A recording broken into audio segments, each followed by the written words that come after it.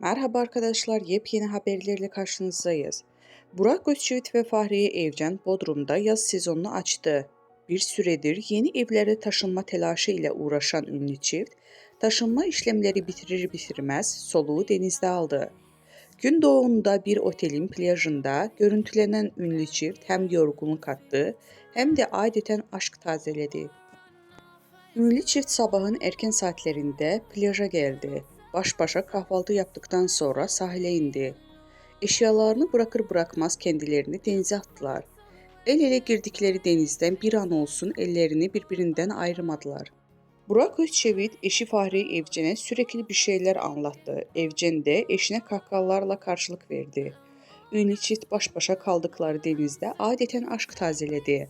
Fahriye Evcen mor mayosu ve fit haliyle göz kamaştırdı.